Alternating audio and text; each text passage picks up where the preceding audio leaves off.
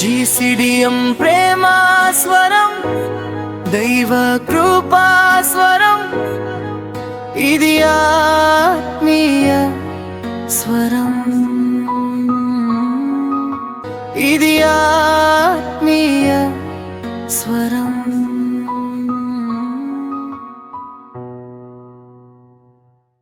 Praise Lord. ప్రభువైన యేసుక్రీస్తు నామమున మీకందరికీ శుభాలు తెలియజేస్తా ఉన్నాం. ప్రియమైనటువంటి సహోదరి సహోదరులారా, మీ అందరి కొరకు మేము ప్రార్థన చేస్తున్నా. మా అందరి కొరకు మీరందరూ ప్రార్థన చేస్తున్నందుకు ధన్యవాదం తెలియజేస్తున్నా. ఈ దినమున విశ్వాసం చేత నీతీకరణ అనేటువంటి భాగంలో రెండవ మాట మీకు తెలియజేయడానికి ఇష్టపడుతున్నాను. అదేంటంటే విశ్వాసము చేతనే ఎందుకు, విశ్వాసం చేతనే ఎందుకు అనే అంశాన్ని ఈరోజు మాట్లాడుకుందాం. ముందుగా దేవుని సహాయాన్ని మనం పొందుదాం, అడుగుదాం, ప్రార్థన చేద్దాం, మాతో మాట్లాడమని అడుగుదాం. ప్రియమైన దేవానికి స్తోత్రాలు చెల్లిస్తున్నా. నీ వాక్యం విశ్వాసం ద్వారా మాత్రమే రక్షణని తెలియజేస్తుంది. అసలు విశ్వాసం ఎందుకు అనే విషయాన్ని మేము మాట్లాడుతున్నాం. మాకు అర్థమగుటకు సహాయం చేయండి. నీ వాక్యం ద్వారా బలపరిచి మా విశ్వాస జీవితానికి దృఢపరిచి ఫలించే వారుగా మమ్మల్ని నడిపించమని యేసున ప్రార్థన చేస్తున్నాం తండ్రి. ఆమేన్, ఆమేన్. ప్రియులరా, జస్టిఫికేషన్ కొనసాగింపుగా మాట్లాడుతున్నాం. నీతీకరణలో విశ్వాసం ఎందుకు అనే విషయాన్ని మనం మాట్లాడుకుందాం. ఒక వాక్య భాగాన్ని చదువుదాం. విశ్వాసం ఎందుకు అనే అంశంలో ఒక వాక్య భాగాన్ని మాట్లాడదాం, చదువుకుందాం. అపోస్తలుడైన పౌలు గారు ఎఫెసీయులకు రాసిన పత్రిక 2వ అధ్యాయం, ఎఫెసీయులకు రాసిన పత్రిక 2వ అధ్యాయం 8-9 వచనాల్లో చదువుతాను. ఎఫెసీయులకు రాసిన పత్రిక 2వ అధ్యాయం 8-9 వచనాలు. మీరు విశ్వాసము ద్వారా కృపచేతనే రక్షింపబడి ఉన్నారు. ఇది మీ వలన కలిగినది కాదు, దేవుని వరమే. అది క్రియల వలన కలిగినది కాదు, కనుక ఎవడును అతిశయపడ వీలు లేదు. బా, ఎంత మంచి మాట అండి. నీతికరణ అనేది సొంతంగా మనంతట మనము చెయ్యలేము, పొందలేము అని గడిచినటువంటి దినమున మనం వాక్య భాగం ద్వారా ధ్యానం చేశాం. ఇప్పుడు విశ్వాసము ఎందుకనంటే మనుషుడు తన పనుల చేత రక్షణ పొందలేడు, రక్షించుకోలేడు.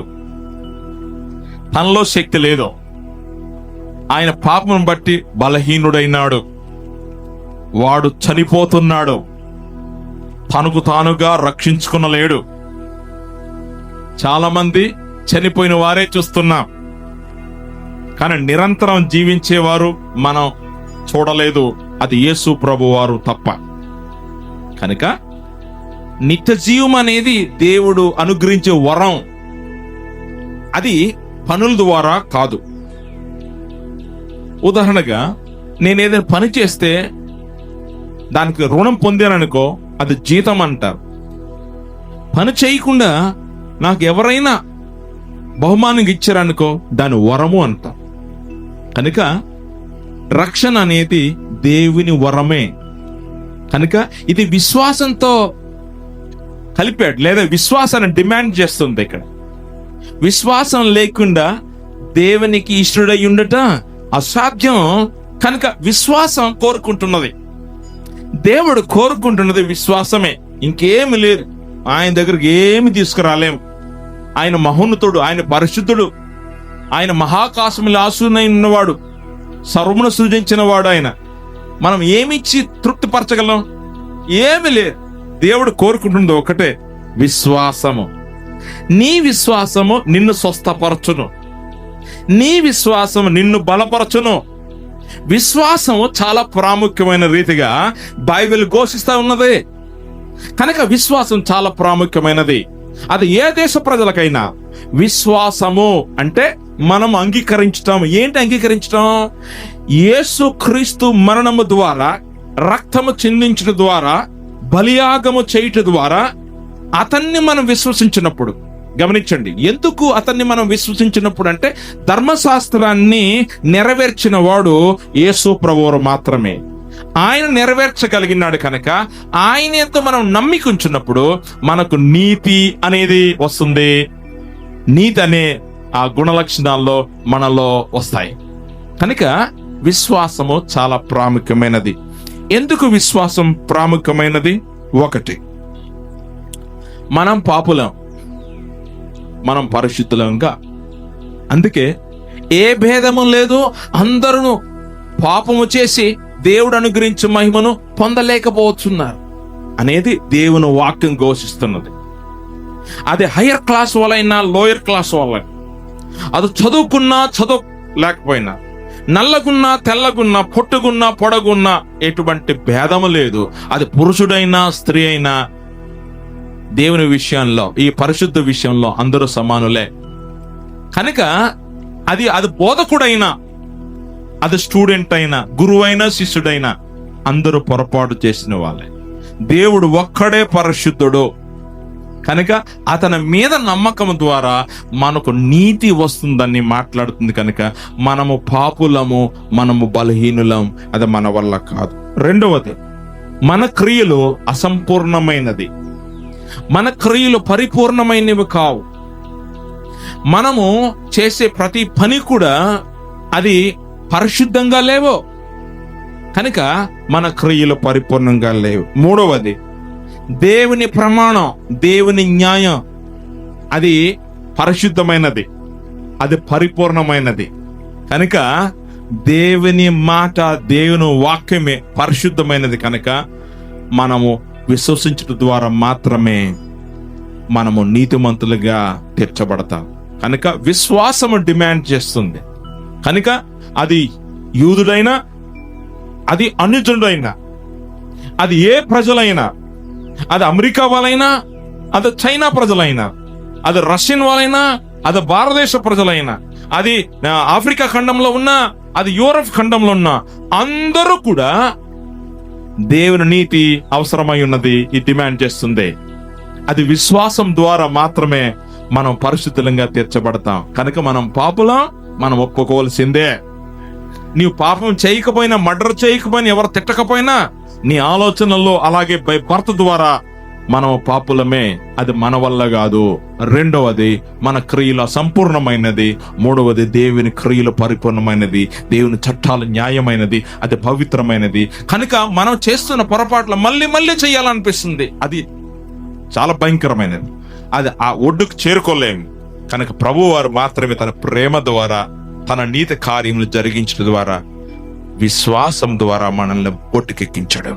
కనుక నా ప్రియమైన సోదరి సోదరులారా, విశ్వాసం లేకుండా నీవు నీతిమంతుడుగా తీర్చబడలేవు. కనుక విశ్వాసమైన మనం నీతి కార్యములు జరిగించాలి మనం, అది విశ్వాసం తర్వాత. కనుక ఇంత అద్భుతమైనటువంటి ఉచితమైనటువంటి వరం దేవుడు మనకు అనుగ్రహించాడు. So faith is so much important in the Bible. దేవుని వాక్యంలో విశ్వాసం చాలా ప్రాముఖ్యమైనది. కనుక విశ్వాసం ద్వారా నీతిమంతులుగా చేయబడతాం. కనుక మన సొంత కార్యముల కాదు. కనుక ప్రియమైనటువంటి వాళ్ళు ఎప్పుడు కూడా నేను మంచోడిని, లేకపోతే నేనేం పొరపాటు చేయలేదు నీవు అనుకుంటున్నావేమో. ఎందుకంటే ఇక్కడ మన వీలు కనబడదు, లేదా మన అతిశయం కనబడదు. ఇక్కడ అది క్రియల వలన కలిగినది కాదు. గనక ఎవడన్నా అతిశయపడిన గర్వించవలసిన అవసరం లేదు. నేను నీతిమంతుడు అనలే మనం. ఎందుకంటే పూర్తి బాధ్యత కార్యములను దేవునిది. కనుక దేవుని మీద ఆధారపడి మనం జీవించాలి, అంతే. అది గొప్ప విశ్వాసం దేవుడు అనుగ్రహించబడింది. కనుక నీవు నీ విశ్వాసాన్ని కొనసాగించు. నీ విశ్వాసం ఆగిపోయిందేమో చూడు, కుంటుపడిందేమో చూడు, నాశనమైందేమో చూడు, మృతమైనదేమో చూడు. కనుక విశ్వాసిగా నీవు జీవిస్తున్నావంటే తప్పనిసరిగా నీవు క్రీస్తులాగా జీవిస్తున్నట్టే. ప్రార్థనలో, సహవాసంలో, అలాగనే ఆరాధనలో క్రమముగా నీవు జీవిస్తున్నావంటే అది దేవుని కృప మాత్రమే, మన వల్ల ఏం లేదు. కనుక ఇంత ఉచితమైనటువంటి కృప అనుగ్రహం దేవుడు మనకు అనుగ్రహించినందుకు దాన్ని నిర్లక్ష్యం చేయకూడదు. కనుక మన విశ్వాసంలో కొనసాగుతాం. చిన్న ప్రార్థన చేస్తాను. కృప కలిగిన దేవా, నీకు వందనాలు చెల్లిస్తున్నా. మేము నీతిమంతులంగా అవటానికి మా పనుల వల్ల, మా క్రియల వల్ల, మేము ధర్మశాస్త్రాన్ని పాటించటం వల్ల కాదని, అది నీ కుమారుని యేసుక్రీస్తు బలియాగము ద్వారా ఆయన నెరవేర్చిన కార్యమును విశ్వాసం ఉంచడం ద్వారా మాకు విమోచన ఉన్నదని తెలుసుకున్నా. కనుక నిన్నే వెంబడిస్తున్నా, నీ కొరకు జీవిస్తా. నీ ఆత్మ ద్వారా మమ్మల్ని నడిపించమని యేసునామమున ప్రార్థన చేస్తున్నాం తండ్రి. ఆమేన్. దేవుడు మనల్ని దీవించును గాక.